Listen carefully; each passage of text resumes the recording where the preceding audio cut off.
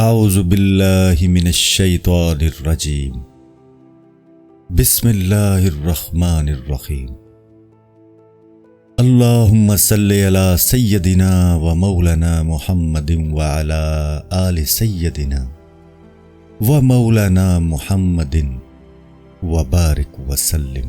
مولانا برہان الدین رحمۃ اللہ علیہ علم و عشق، جہان صدق، زہد و ورع، تقوی و طہارت میں معروف، کثرت گریہ کے ساتھ اعلیٰ یاروں میں موصوف و مشہور مولانا برہان الملت والدین غریب رحمۃ اللہ علیہ ہیں۔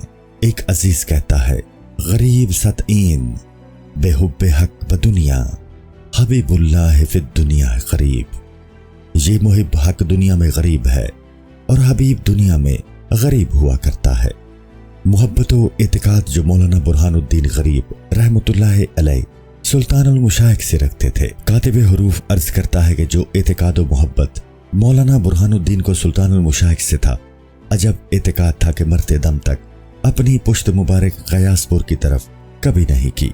یہ ایک ایسی بات تھی جو بڑے بڑے عزیزوں میں سے کسی کو میسر نہ ہوئی۔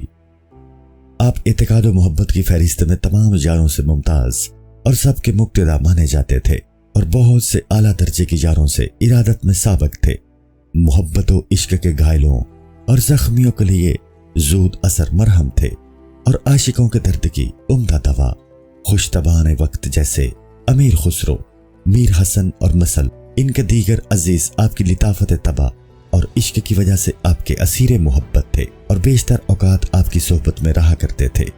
چنانچہ جس زمانہ میں شیخ نصیر الدین محمود رحمۃ اللہ تعالی علیہ شہر میں طلباء کو پڑھاتے تھے، آپ ہی کے پاس رہا کرتے تھے اور کبھی کبھی آپ کی امامت بھی کیا کرتے تھے۔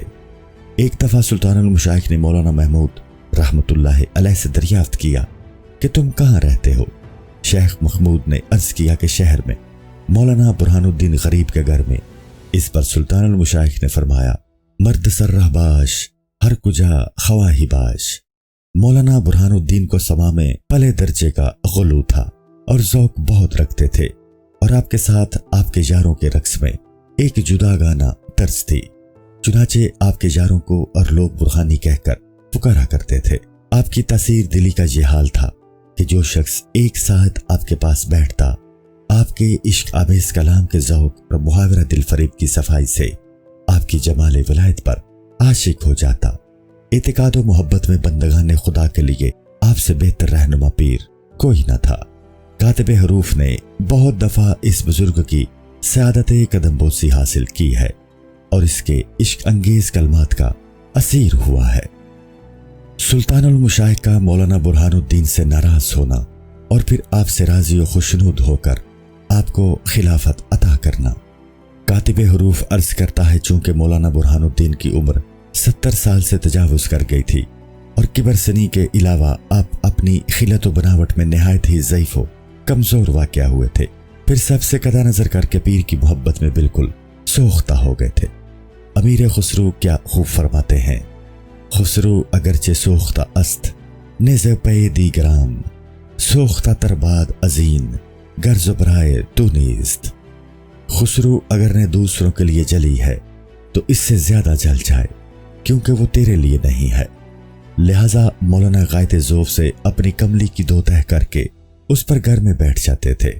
یہ بات دیکھ کر علی زنبیلی اور ملک نصرت نے، جو سلطان علاء الدین کے مقرب اور حضرت سلطان المشائخ کے مرید تھے اور مخلوق بھی ہو گئے تھے، خدمت میں سلطان المشائخ کے لگایا کہ مولانا برہان الدین غریب سجادہ شیخی پر بیٹھ کر اس طریقہ کی ہرگز رعایت نہیں کرتے جو مشائخ کا ہے، بلکہ اپنے تئیں افضل و بزرگ سمجھتے ہیں۔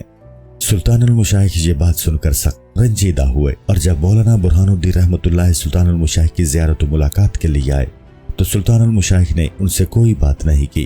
مولانا پائے بوسی کے بعد سلطان المشائخ کی خدمت سے جماعت خانہ میں آ بیٹھے۔ اس وقت اقبال خادم آیا اور سلطان المشائخ کا یہ فرمان پہنچایا کہ تم فوراً لوٹ جاؤ اور اپنے گھر چلے جاؤ۔ مولانا سخت متحیر ہوئے کہ یہ کیا حادثہ سا اور جاں گزا واقعہ ہے۔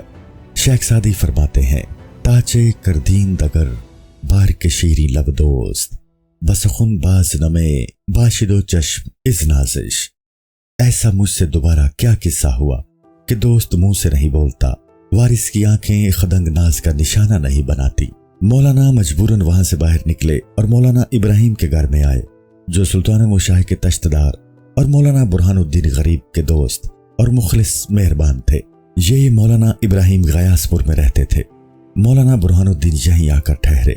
جب آپ کو یہاں قیام کیے ہوئے 2 روز ہو گئے تو مولانا ابراہیم نے سوچا کہ مبادا سلطان المشائخ کو خبر ہو جائے کہ مولانا برہان الدین میرے مکان میں قیام پذیر ہیں اور محل عتاب میں آؤں۔ چنانچہ انہوں نے مولانا پر یہ خیال ظاہر کیا۔ آپ وہاں سے نکل کر شہر میں گئے اور نہایت سراسیمہ اور پریشان خاطر اپنے گھر میں آ کر اس تعزیت میں بیٹھے کہ سلطان المشائخ کو ان کی طرف سے رنج و صدمہ پہنچا ہے۔ رفتہ رفتہ یہ خبر شہر کے تمام یاروں میں پھیل گئی۔ عزیزان شہر آپ کی ملاقات کو آتے تھے اور آپ کو روتا دیکھ کر خود زار و قطار رونے لگتے تھے۔ چند روز کے بعد امیر خسرو علیہ رحمت، جو مولانا برہان الدین کے قدیم دوست تھے، حضرت سلطان المشائخ رحمت اللہ علیہ کی خدمت میں گئے اور نہایت بہتر طریقے سے باب شفاعت کھولا اور عرض کیا، حضور، مولانا برہان الدین آپ کا مرید صادق بندہ معتقد ہے۔ اب وہ اس درجہ ضعیف و کمزور ہو گئے ہیں کہ بوریے پر بیٹھ نہیں سکتے۔ ان کے دونوں زانوؤں میں سخت درد رہتا ہے اور اس زحمت کے دفع کرنے کے لیے ناچار اپنی کملی کو 2 تہہ کر کے نیچے ڈال لیتے ہیں۔ امیر خسرو ہر چند کے اس جیسی باتیں عرض کرتے تھے، لیکن سلطان المشائخ رغبت کے کانوں سے نہ سنتے تھے اور قبول نہ فرماتے تھے۔ آخر کار امیر خسرو نے دوسرے یاروں سے اس بارے میں مشورہ کیا اور سب نے متفق ہو کر یہ قرار ٹھہرایا کہ امیر خسرو دستار گردن میں ڈال کر سلطان المشائخ کی خدمت میں جائیں اور مولانا کی معافی کی التماس کریں۔ چنانچہ امیر خسرو نے ایسا ہی کیا، دستار اپنی گردن میں ڈالی اور سلطان المشائخ کی خدمت میں حاضر ہوئے اور مؤدب کھڑے رہے۔ سلطان المشائخ نے فرمایا کہ ترک کیا چاہتے ہو؟ عرض کیا، مولانا برہان الدین کے عفو و جرائم کی التماس حضرت مخدوم سے چاہتا ہوں۔ سلطان المشائخ نے مسکرا کر فرمایا کہ وہ کہاں ہیں؟ اچھا، انہیں بلاؤ۔ فوراً آدمی گیا اور مولانا برہان الدین گھر سے تشریف لائے۔ جب یہاں پہنچے تو مولانا اور امیر خسرو دونوں حضرات نے اپنی اپنی دستاریں گردنوں میں ڈالی اور سلطان المشائخ کی خدمت میں حاضر ہوئے، سر زمین پر رکھا اور صف فعال میں کھڑے ہو گئے۔ سلطان المشائخ نے اپنی خوشنودی اور رضامندی ظاہر کی اور مولانا دوبارہ تجدید بیعت سے مشرف ہوئے۔ والحمدللہ علی ذالک۔ کاتب حروف خود عرض کرتا ہے کہ جب بعض اعلیٰ یاروں کو سلطان المشائخ کے باز دربار خلافت کی اجازت ہوئی تو سید السادات، سید خاموش کاتب حروف اور خواجہ سلطان المشائخ کے قدیم خدمتگار تھے اور اپنے فرزندوں کی طرح ان کے ہاں پرورش پائی تھی۔ سید السادات سید حسین کی خدمت میں عرض کیا کہ مولانا برہان الدین سابق مریدوں میں ایک پاک اعتقاد اور راسخ و قسم مرید ہیں اور اعتقاد و محبت میں سب یاروں سے ممتاز ہیں۔ یہ کیوں کر ہو سکتا ہے کہ ان کی خلافت کے لیے حضرت سلطان المشائخ کی خدمت میں التماس کی جائے۔ سید حسین رحمت اللہ علیہ نے فرمایا کہ میں اقبال سے کہوں گا تاکہ موقع محل دیکھ کر مولانا کی یہ گزارش سلطان المشائخ کی خدمت میں عرض کریں۔ چنانچہ اس کے کچھ دنوں بعد سید خاموش اور خواجہ مبشر نے خواجہ اقبال کے کان میں یہ بات ڈال دی۔ چونکہ خواجہ اقبال کو سادات سے انتہا درجہ کی محبت تھی اور وہ ہمیشہ ان کی حمایت و مدد میں لگے رہتے تھے، یہ بات فوراً قبول کر لی اور مولانا برہان الدین سے فرمایا کہ تم مستعد و تیار ہو کر آؤ تاکہ تمہیں سلطان المشائخ کی خدمت میں پیش کروں۔ جب مولانا آئے تو اقبال آپ کو اپنے ساتھ اندر لے گئے اور سید خاموش بھی اس وقت ان کے ساتھ تھے۔ سلطان المشائخ چوب خانہ کے حجرہ میں جو جماعت خانہ کے کوٹھے پر تھا لیٹے ہوئے تھے۔ لحاف اوپر پڑا ہوا تھا مگر چہرہ مبارک کھلا ہوا تھا۔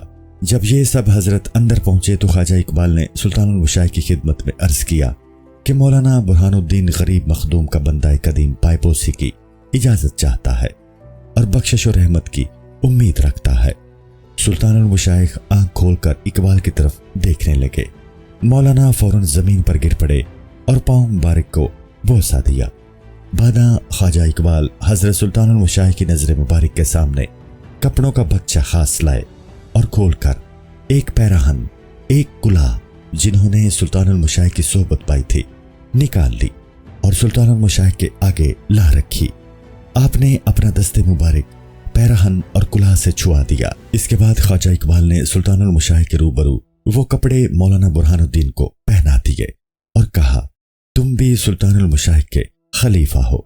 اس وقت سلطان المشائخ یہ سب باتیں دیکھ رہے تھے، سن رہے تھے، پر ساکت و خاموش تھے، اور سکوت رضامندی کی دلیل ہوتی ہے۔